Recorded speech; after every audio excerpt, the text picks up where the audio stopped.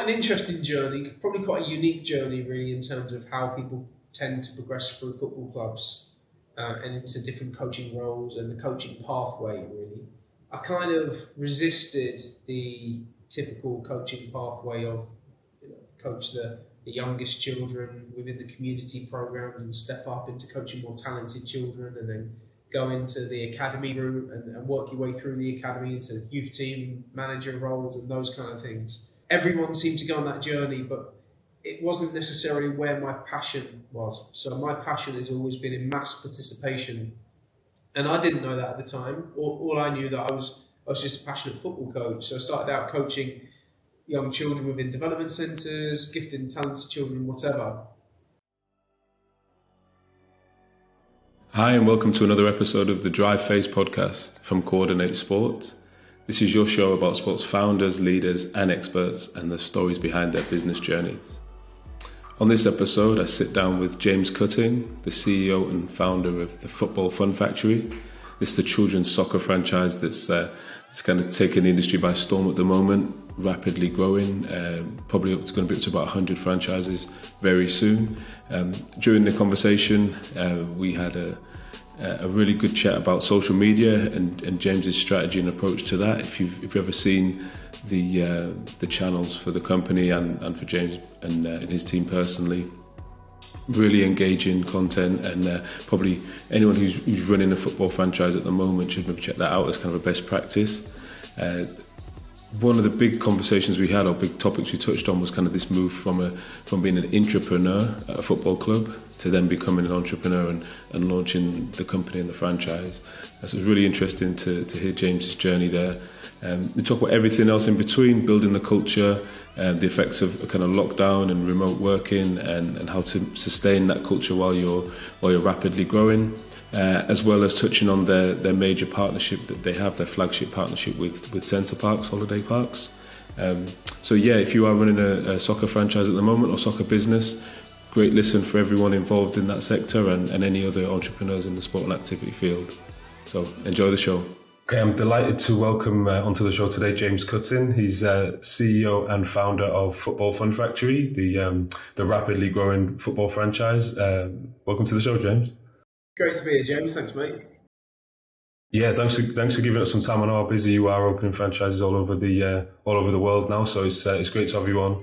And what I really want to start with, and we're just talking kind of in preamble there around kind of the experience of children now versus when we were growing up. So it'd be great to hear about, I guess, your experience of growing up in Kings Lynn and how you kind of first interacted with sport. And I guess I'm curious, what was the kind of the earliest moment? Were you working at the same type of age as your participants at Football Fun? Yeah, no, nowhere near, to be honest. We started from 2 years old, so I was probably kicking the ball around in the back garden at that age, but definitely not playing or taking part in any sort of structured sport or football at that time. I think I started actually quite late getting into football. I played volleyball as a kid. That was kind of my first introduction, probably about 5 years old. And I distinctly remember, because I had a really good friend, Richard, and we'd go to each other's house on a Saturday, every Saturday. And we went to volleyball together on a Saturday morning. And then one week I just decided I wanted to go to football, and there was this big upheaval around it. So that was, you left him in the dust. Yeah, left him. We still stay friends. We're still friends to this day, actually, so it's all good. Wasn't a pivotal moment, but yeah, I started playing football around 5 years old. Just down a local rec. Basically, there was this big football organisation. It was just coming and training and playing matches. Did that probably up until the age of sort of 11 years old, and I think it was only at that stage which I then sort of turned to grassroots football, which is quite late really by sort of today's standards.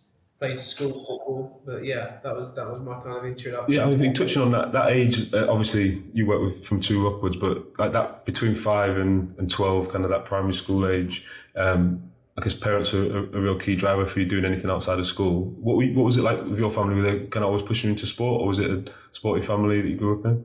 Yeah, I think football's definitely been a theme. My dad, my granddad, like everyone's been sort of football focused really. no push really in terms of like pushing me to do anything. It's always just what I wanted to do, and football was always that thing. It's just always been my passion. It's always been kind of, the fact that I'm working in football, worked in football my whole life. It comes as no surprise really to anyone that knows me well. It's just a big passion that I've always followed. Yeah, and so to kind of turn that into your career now. I mean, going through school, talked about getting into grassroots football at kind of secondary school age. What was it like in schools? Were any role models there that you had, maybe in school or outside of school, that really kind of stuck in your mind that helped you along the way there?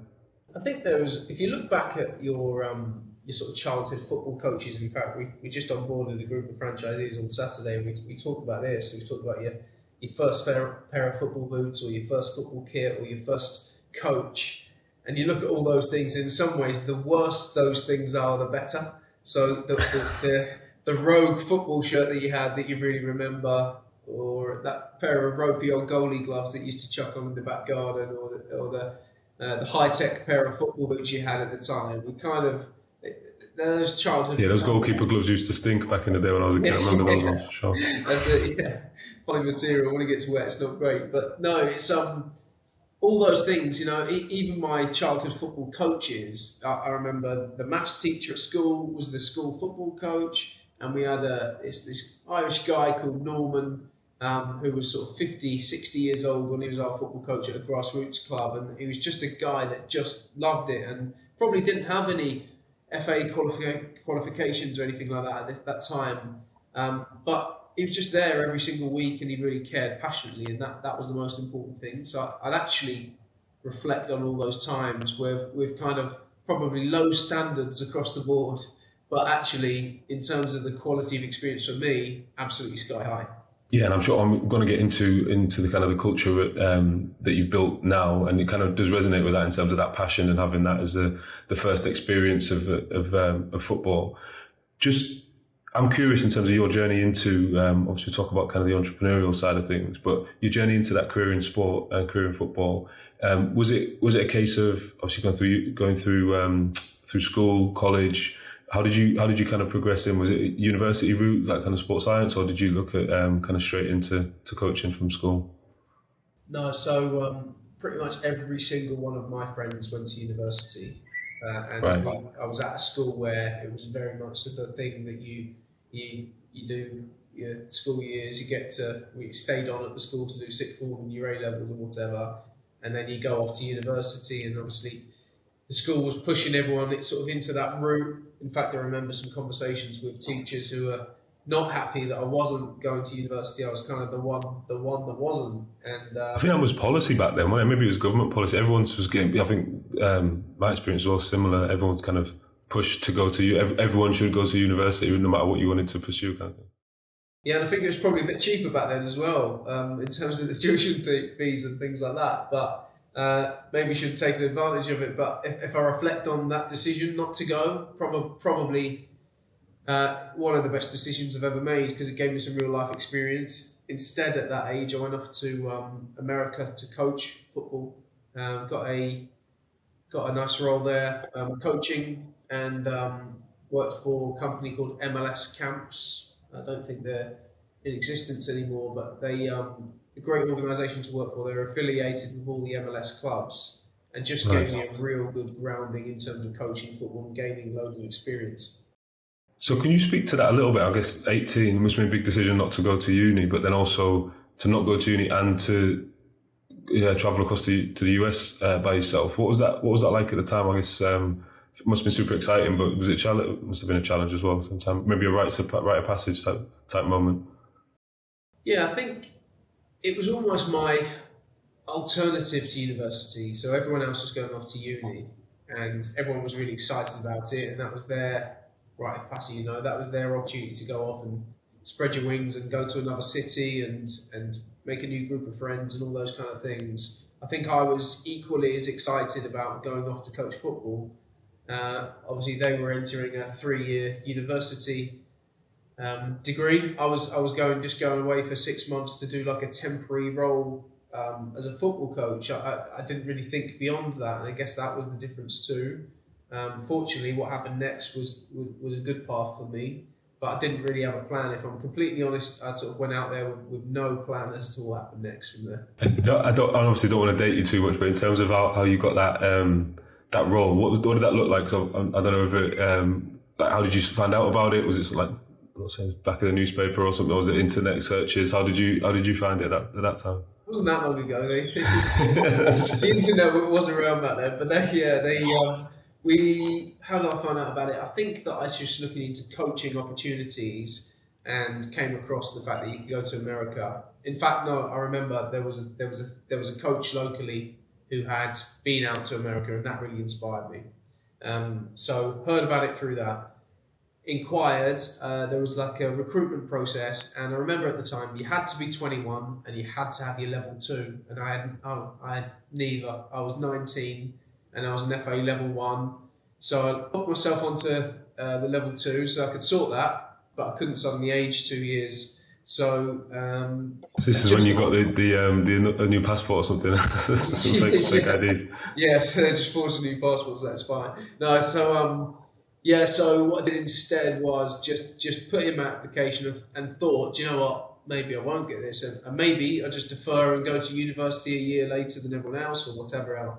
So looked into it, much to my surprise, went off to like this recruitment day. It was at Brunel University. I remember going there. They had to put on a coaching session. There were loads of coaches, hundreds of coaches. Unfortunately, I was selected to go out there and never looked back really. Nice. I guess that just proves if you've got what it takes, we will see it in you rather than always need to have meet all the criteria. You've gone out to the States. You're coaching out there, and was it a case that you had to come back, or in the short placement? Do you ever think about staying there a bit longer, or she came back and we can talk about kind of your journey with Cambridge United and how that progressed? But what was the thought process coming back? Yeah, so it was a short-term placement. It was very much a case where people would go out there and then like come back for a couple of months, renew their visa, and get themselves back out there again. Part of the reason is probably my age was the biggest reason why I didn't. The reason why they want you to be 21, I don't know if it's the case now, but whilst you could drive at 16, so I had 16-year-olds driving me around, you can't drive a hire car until you're 21. And that was just kind of the insurance rules or whatever it was at that time. So everyone's out there, getting around driving. I wasn't able to drive, and to be honest, that was a real limiting factor when I was like staying with like host families and things like that. Everyone's sort of going off doing all these cool things, and I was kind of reliant on whether there was another coach that was staying with me that could take me wherever I wanted to go. So yeah. It's a bit frustrating, and to be honest, because of that was probably the biggest reason why I didn't go back out there, and that's why I sort of was seeking then coaching roles in the UK after that. Yeah, I mean, we spent a lot of time, a good portion of your career at Cambridge. So can we just kind of expand a little bit on that? Like, I guess your entry point, and then kind of what that role looked like then, and how you progressed. Yeah, so when I was out in America, I sent off emails to each of the local professional football clubs. So, like you said, I grew up in Kings Lynn, it's in Norfolk. So I sent emails to Norwich City, Peterborough United, Cambridge United, and because I'm a Norwich City fan, I didn't go near Ipswich. So I was waiting for you to say you were a lifelong Cambridge United fan now, so I was hoping that was going to be the dream. Almost sort of became one by working there for such a long time. But Norwich is my club. So sent off emails. I think they all got back to me actually, just saying whether it was like setting up meetings or what the recruitment process was or whatever. But I went to a meeting with the guys over at Cambridge, and to be honest, I think at that point I was sold, and I was able to throw myself into an opportunity, and therefore I think I actually cancelled the meeting with Norwich City, funny enough, which is the club that I supported. Yeah. Yeah, so it must have been a good interview, good recruitment process for sure. And what did that look like when the role that you went into there initially, like that entry level role?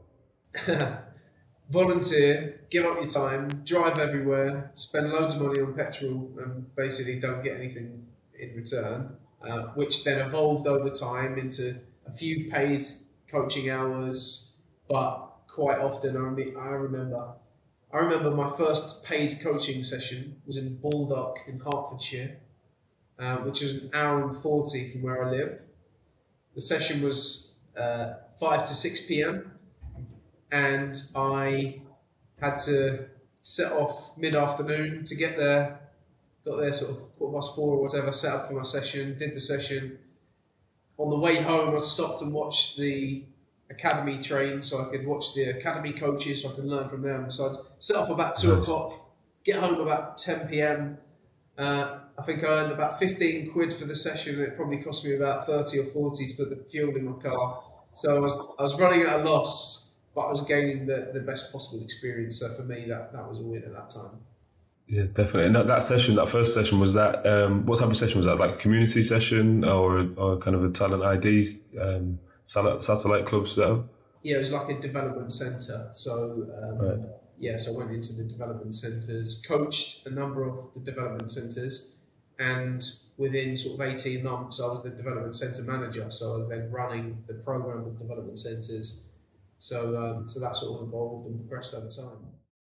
Awesome. So we're talking about 21, 22. You're the development centre manager at Cambridge. Probably future looking bright for you within the club. Probably earmarked for progression. How did that kind of work its way out? Did you stay with the development centres or move on to kind of the more kind of club side? Yeah, so quite an interesting journey, probably quite a unique journey really in terms of how people tend to progress through football clubs and into different coaching roles and the coaching pathway really. I kind of resisted the typical coaching pathway of coach the youngest children within the community programs and step up into coaching more talented children and then go into the academy route and work your way through the academy into youth team manager roles and those kind of things. Everyone seemed to go on that journey, but it wasn't necessarily where my passion was. So my passion has always been in mass participation, and I didn't know that at the time. All I knew that I was just a passionate football coach. So I started out coaching young children within development centres, gifted and talented children, whatever. I did get opportunities to work in the academy, so I then stepped into an academy role. I actually then stepped out of that academy role and said that I want to make a mass impact, and that's been kind of the theme of what I've done since, where I'd rather make a huge impact on thousands of mixed ability children than coach the under-10s team with 12 kids and try and make one of them a pro. And whilst helping a child to become a professional footballer is a great thing, ultimately the chances are very slim. So the chances are that none of them will become a pro.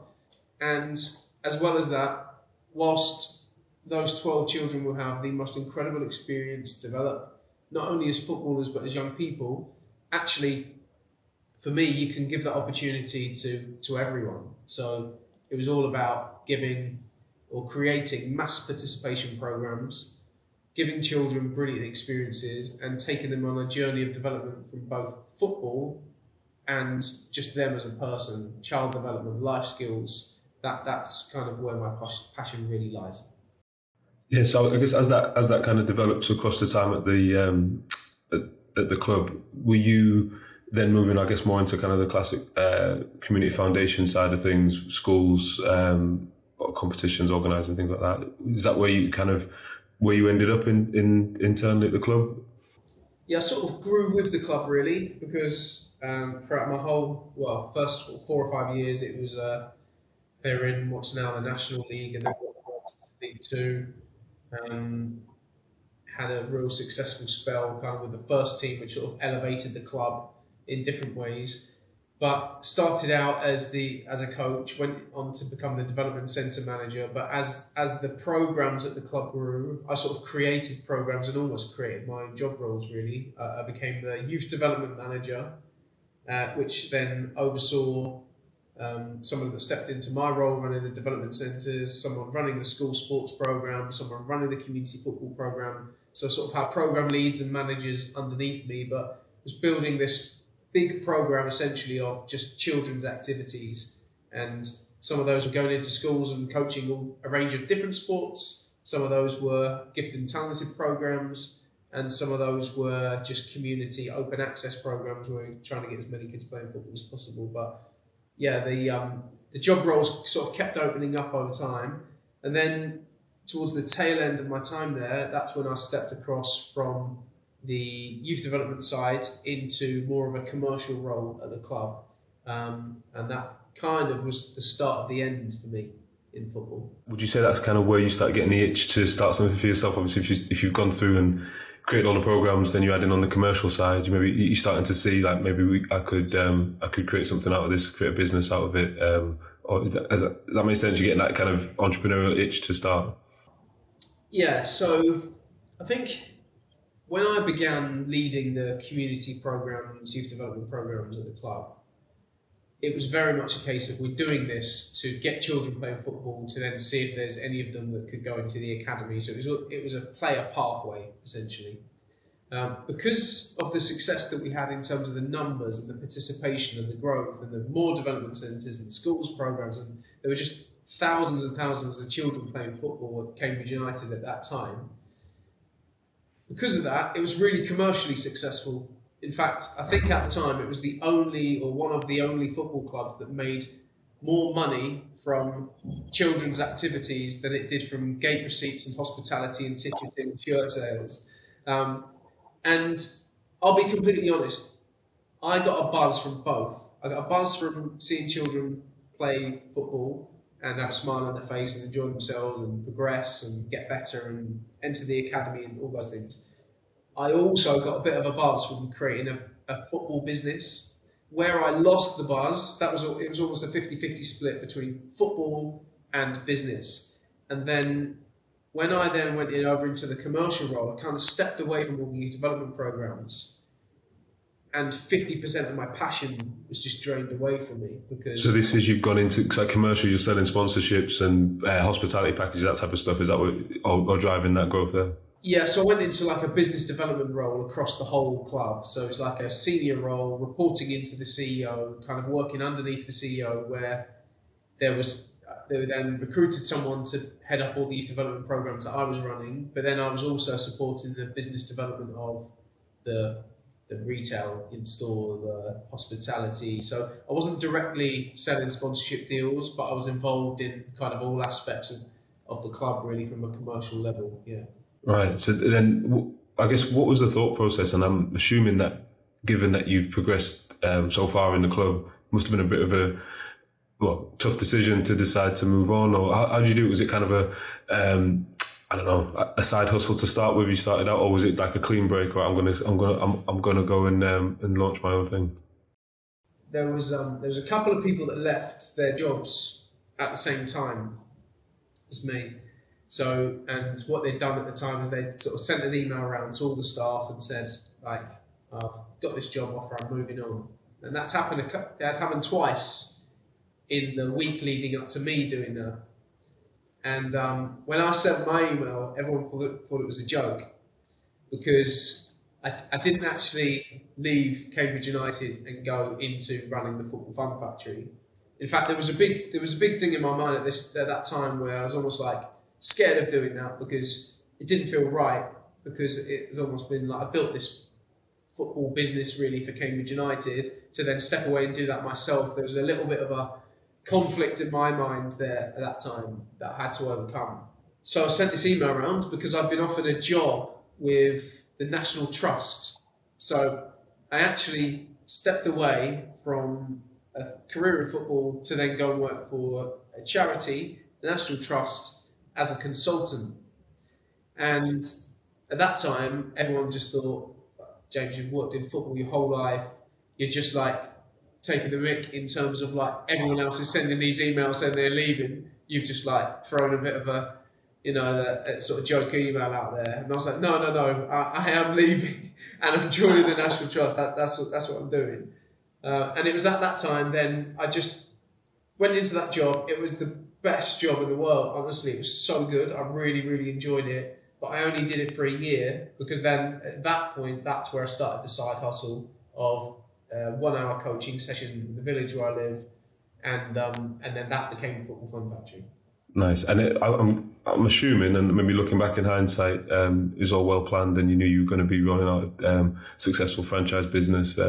But when you started that session, was it just a case of, right, I got the day job, love what I'm doing, but still love football, and I want to get out, I want to just do something locally, or just get keep your hand in a little bit to coaching? Was that the genesis, or was there the master plan behind it? There was definitely a seed in my mind, and the concept was in my mind. In fact, I pitched the concept to Cambridge United. I pitched the concept of Football Fun Factory, inflatables, making football fun, and all of the programs that we ran. I pitched it to the club. It wasn't right for the club, or they weren't willing to invest in kind of the infrastructure that sits behind that. I mean, there's now 200 inflatables all over the country at Football Fun Factory, and the value of those inflatables is quite a lot of money.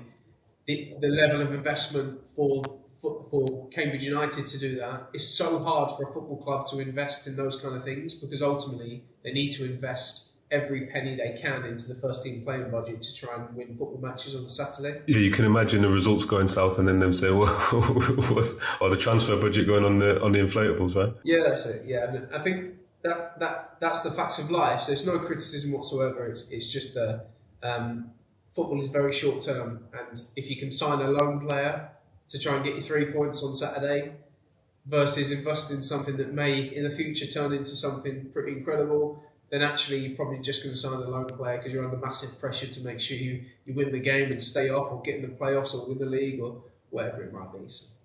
Yeah, exactly. So talk to me about that first session then. So obviously you got that kind of seed in mind, you've pitched it. Was it, although, yeah, it was justified, or is make a case for the club kind of turning it down, did that almost put a chip on your shoulder? So I'm going to not prove you wrong, but like, I want to go out and show you what you kind of missed out on. I know it's kind of amicable with the club and stuff like that, but that would have always been a bit of a motivation, I'm assuming. Yeah, 100%. I can't lie. I sort of went to them thinking, do you know what?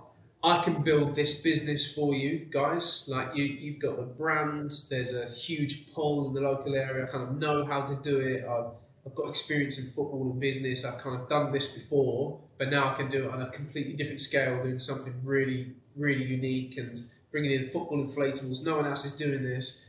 Got really excited about it. Went and pitched it. I'd pitched loads of things to the CEO at Cambridge over the years, and I pretty much always got a yes, and it was the first time that I got a no. And at that time, I was like, there was definitely something that registered in the back of my mind, probably not in the front of my mind. I wasn't like, well, screw you guys, I'm going to go and do it myself then. It absolutely wasn't that. But it was like, do you know what? One day, I think it's a great idea. One day I might go and do that for myself. And then when I left and took the job role outside of football, I think that's where it transitioned from the back of my mind to the front of my mind very quickly. And then at that point, it was just like, come on then, let's have a right old go at this. Yeah, let's have a go. So what was that first session like? There's always kind of a big, there's that moment in this, you put the session on, maybe it's, don't know if it's a taster or whatever it is, whether you've put a little bit of marketing out and you're kind of waiting to see, maybe, is anyone going to turn up? Is the phone going to start ringing? Are the bookings going to start coming in and stuff? What was that like? Yeah, so literally, I live in a little village called Red Lodge it's near Bury St Edmunds in Suffolk, and there's an AstroTurf there, and I'd literally just moved there. So we moved to this kind of new build housing estate. There's loads of young families, and I looked around and I was like, right, there's an AstroTurf there. There's loads of young families, loads of young kids. So I'm going to put on a session. I'm going to start coaching again, because I'd stopped coaching in the last couple of years as well. And I thought, right, I'm just going to put on this session and make it really, really fun. And I'm going to make the age range 5 to 12. And if I get a 12-year-old in the same session as a 5-year-old, I'll find a way to make it work. And the first session was brilliant, and I just really, really, really enjoyed it. I got 15 kids. They're all paid and signed up on the first session.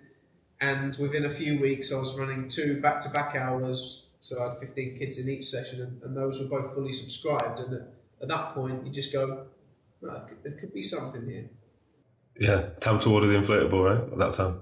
So yeah, it just then, I was just like, well, that inflatable idea could be a really good one. So that first session was just on an AstroTurf, bag of balls, and off you go.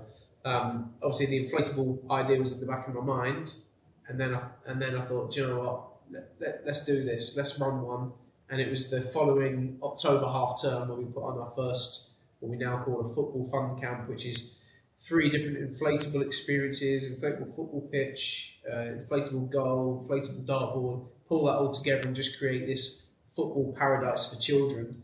And we put on that session, and we got 30 sign-ups, and that went really well too. So yeah, the initial stages were really exciting. And I think this is kind of important to note as well in terms of like as a business model, how you described it in terms of location, demographics, stuff like that. Yeah, you got a lot of young families around, but it's not like you were starting this in like a high density population area, because sometimes that could skew it, right? If I'm all around me, there's 10,000 families within half a mile radius or whatever, then it can maybe skew the ease of launching something and scaling it. But you've kind of proven the model straight away.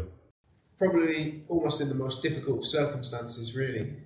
We established Football Fun Factory in a village of 4,000 people, and it was a brand new village, and there were at that time lots of young families, but it was really small. So you're not doing it in a city centre with loads of people. We're trying to get 15, 20 kids out of these houses that are dotted around and try and get them onto an AstroTurf and playing football. So it certainly wasn't guaranteed, yeah.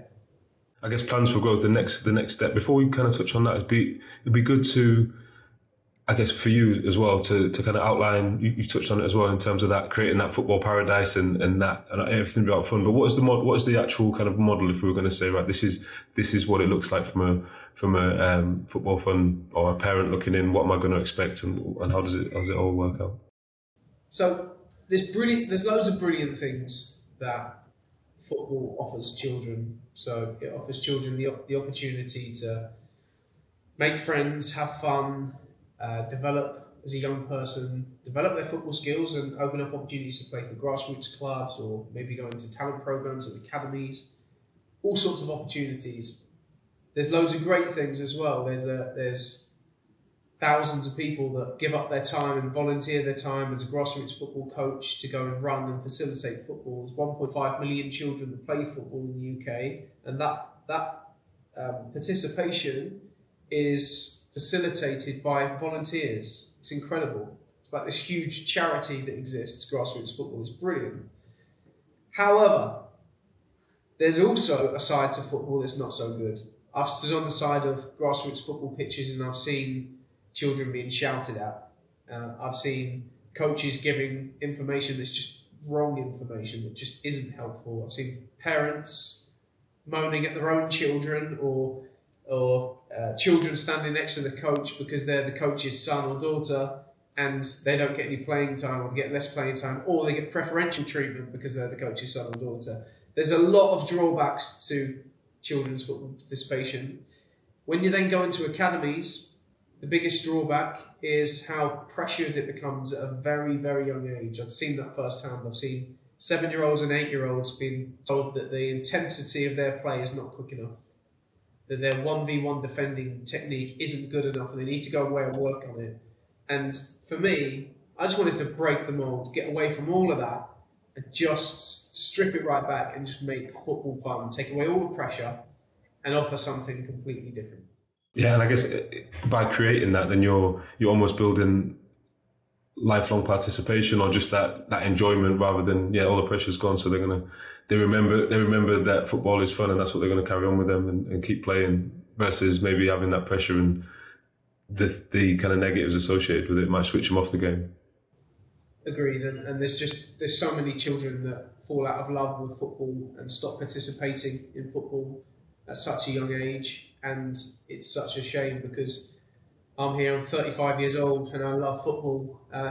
Probably one of the reasons why I love football is I wasn't very good at it, so I never had any real expectation or real pressure in terms of trying to become a professional. I knew I wasn't going to be a professional, and maybe that's why I was more focused on, let's just enjoy the experience and have some good mates and go down the park and play a bit of crossbar challenge. For me, that's football. For 99.9% of people, that's football, and that's all football ever is. So I think we should definitely focus on that rather than the 0.01% that then go on to play in the Premier League. I guess just on a timeline, what we're talking about now in terms of the inception, what year was this when you initially did that first session or began to think about, this is a business we're going to scale? So it was 2017 when I first started just a 1 hour coaching session. 2018, I then went full-time. I turned it into a full-time business for myself. And then September 2019 was when we then began franchising. Got it. So you proved that concept. You got about a year, 18 months proving the concept. Now you're going to go to franchise. Probably a couple of questions on that one in terms of franchising and what that would look like initially, and then also, is there a point where obviously let's go on to the pandemic after that, because it's like right there, isn't it? 3 or 4 months into it. So you make that point around franchising, and then you kind of dived in. Was it well thought out? Did you get all the consultants in and give you the franchise plan, or was it kind of seat of the pants stuff? So franchising is really interesting. It's an industry where there's very much a way of doing things. And I believe that I'll think this until whenever the end of my franchising journey comes. But the fact that we didn't know anything at the outset was our greatest strength. We were also humble enough to go away and find people that did know stuff. So we found people, and actually loads of people volunteered their time, met me for a coffee, had plenty of help and support around me that I was able to access. But the fact that I didn't know franchising, if I'd already built a franchise business or already worked within the franchise industry, I think I would have built Football Fun Factory completely differently. So no, there weren't consultants, there wasn't much thought. There was just gut feeling and intuition. Sometimes it's better that way as well, because obviously the more information you know, there's what's the saying about sometimes you know just enough to hurt you, if you know what I mean. So you know just enough to think, oh God, that's going to be a bit of a challenge, or maybe I'll steer clear or do a different format or different model of growth. So yeah, that naivety of just kind of diving into it can lead to good things, I suppose. Definitely. In terms of the pandemic, then, so you've launched in September 19, and was that your first franchise? It was kind of like, well, we're going to go franchising. Did you have your first franchise kind of lined up at that point, pilot franchise, or was it you started on your journey then? Yeah, so relating back to my time at Cambridge, there was a guy at Cambridge that I got on really well with, and I brought him in as a football coach. He then basically took every job that I moved out of. So he was always kind of one step behind me. So I progressed on to the next job. I would recommend him and he would step into my shoes. That happened again and again and again. Eventually our paths deviated where he went into the academy and I went off into the sort of commercial world. Because he's more of a football coach than me. Although I am a football coach, I'm also really passionate about business and participation and those kind of things. So he went off into the sort of academy route. We kept in touch and thought really highly of each other, had a real mutual respect. And when my thoughts turned to franchising, I reached out to Jonny, who is my partner in Football Fun Factory, and said to him, look, got this grand plan, franchising. So you can see what I do. Football Fun Factory, I've met him regularly, for a coffee and catch up after I left Cambridge. We kept in touch. He was like, oh, this is so cool. If I wasn't at Cambridge, I'd come on board. This would be great. And then as soon as he said that, I was like, okay, I need to get him on board. So the opportunity for him was become a partner in a franchising company. So me and you build it together, and also become the first franchisee so that you can prove that Red Lodge, where I built this, isn't just this glorious place where everyone wants to play football. There's actually other places where kids want to play football too. So he established a pilot franchise, and when he came in, his plan, or our plan, was for him to run that for 12 months to prove that it's not a one-hit wonder. But very, very quickly, we grew. So 3 weeks later, such is the way in the world of football coaching and the connections that you have within the football world, we then had 3-4 franchisees, and one of those franchisees was Luke Chadwick, who played for Manchester United, and that really helped us at the outset. Yeah, one of my questions was going to be around kind of how you differentiate yourself, and it's pretty clear in terms of program-wise. Like, the program's totally different, you've got a different attitude towards it. But then having Luke on board, is that something that you think, obviously, yourself and Jonny, super infectious, we're going to talk about social media and kind of how you get the word out and everyone sees exactly what you're doing, but with Luke coming on board, was that, I'm curious, because that comes from the elite end, slightly different to what you're doing on the grassroots level, on the entry-level participation side. Would you say that was a driver for growth for you to have that kind of recognised, almost ambassador at a really early stage? I think so. I think it just gave it credibility. I mean, we if you look at a map now of where all the Football Fun Factory franchises are, the southeast of England is like a sea of blue and yellow. You know, if you were to put pins in the map, it's just, we've covered the whole of the east of England. We're covering various other parts of the country now really well, but it's just like every blade of grass, if you like, is got a Football Fun Factory session on it. And that's because of the awareness in the local area and the people that we brought on board at the outset, in that we had really well-known, established local football coaches. And then we had Luke, who is also, not only he played for Man United, West Ham and a few other clubs, but he ended his career at Cambridge United, and he lives and has always lived in Cambridge. So it's his hometown club. There's an awareness in the local area. So as much as he has national profile, and that's gone on to help us grow the franchise, in the first instance, we just had huge local awareness and local kind of brand. And I think Luke being involved at that stage, I think people saw it as, oh, James has gone and created this business, it looks really good. And then it was just turning heads. So then Jonny joined, blimey, Johnny's left his job at Cambridge to come and do this. And then it's, blimey, Luke Chadwick's now joined. And everyone's like, what's going on here? Something's going on. Got to take a closer look at what's happening down there. Yeah. And a few people what's so from an offer point of view for a franchisee, what's that territory look like then in terms of, like I say, Southeast kind of boxed off as it is now. But if we're talking to franchisees or prospective one might be listening, etc., what does the territory size equate to, and how does that tend to work its way out? So you wouldn't hear many franchisors say this. Tiny. It's tiny. Right, is it really? Yeah. So loads of franchises say, right, we'll give you a postcode, we'll give you a town, we'll give you a city. Yeah, or demographic, X number of families in this area. Number of chimney pots, all those kind of things. We completely reverse engineer the whole process. When someone comes to us and says, I want to become a head coach at Football Fun Factory, we talk to them about their community, we talk to them about where they live, we talk to them about the school they went to and what they're passionate about. And 9 times out of 10, football coaches have a real passion for the place where they live. And the business model is built in a way where people can make an impact in their local community.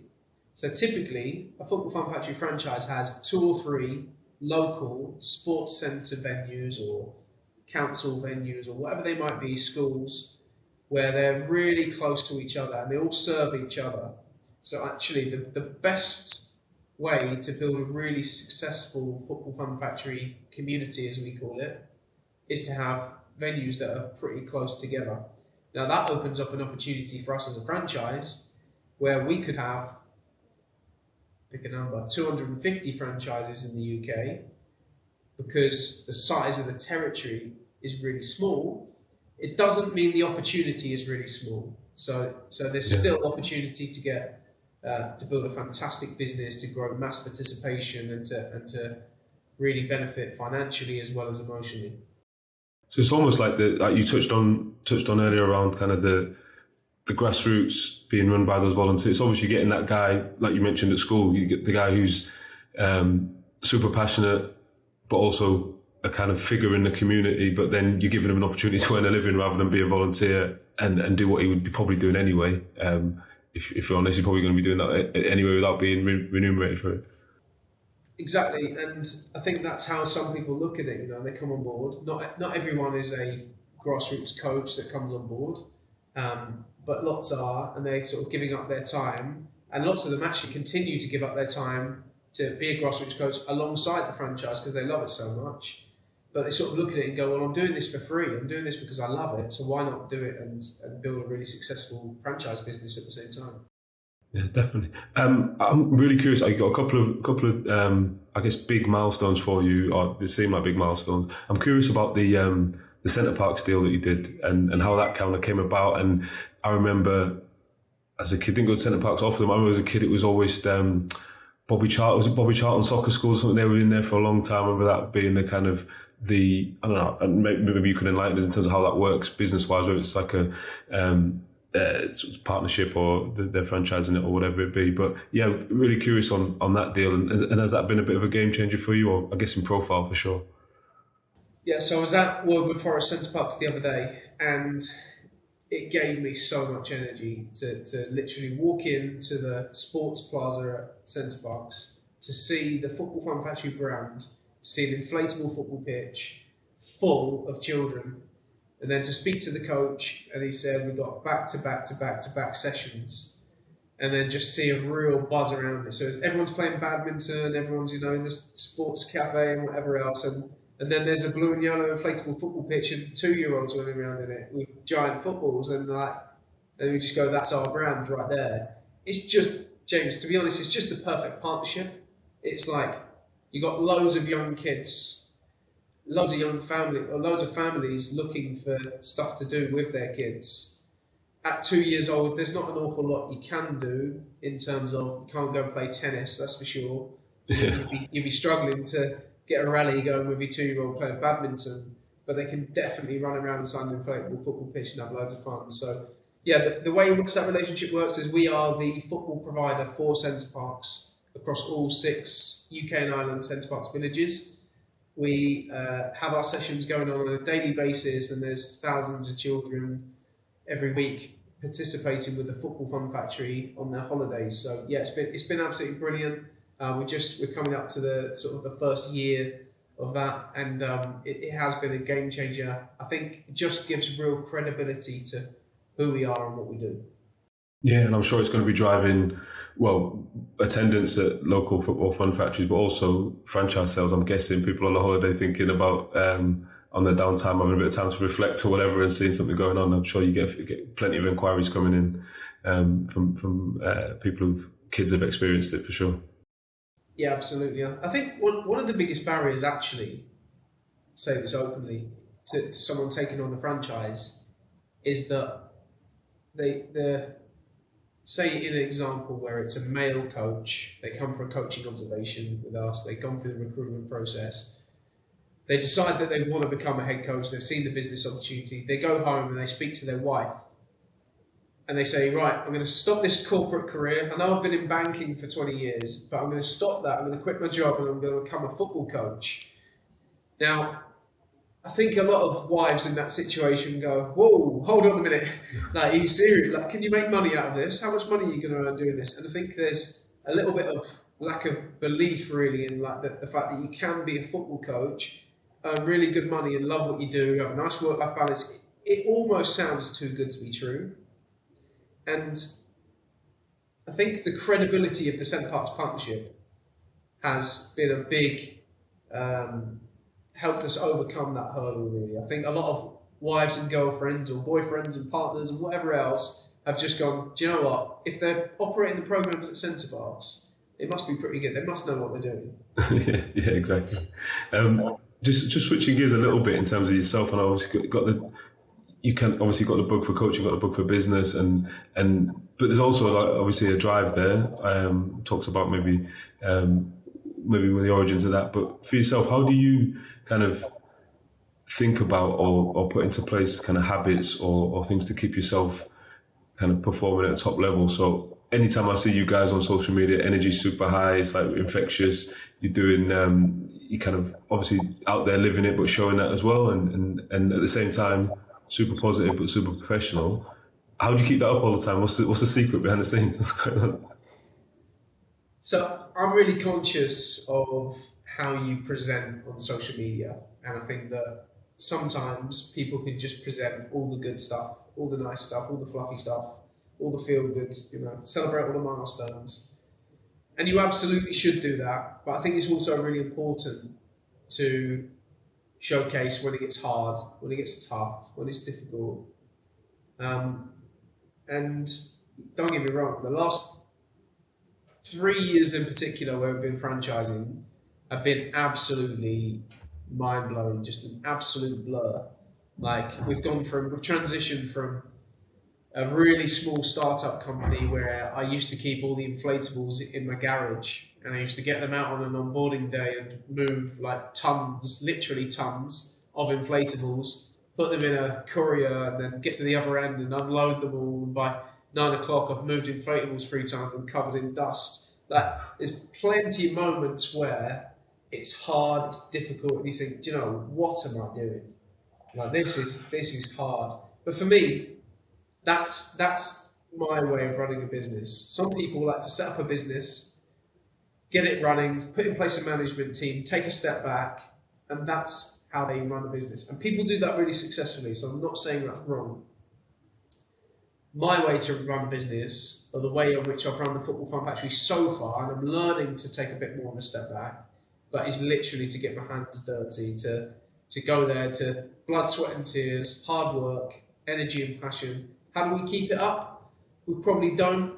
There's probably moments where we crash. There's probably moments where we hide away a little bit, and because we've got all the social media posts scheduled, there's probably some positive stuff still going out there, but and maybe we should show those things a little bit more to take people on the journey. What would be, if you're going to share something like that, what would be one of your biggest, everyone's got that moment when you're like, oh God, I think it's all over kind of thing, or it's like the huge disaster. When you look back, you probably wasn't, and you massive learning opportunity. But is there anything that springs to mind in terms of like a moment of like a disaster moment that you've overcome?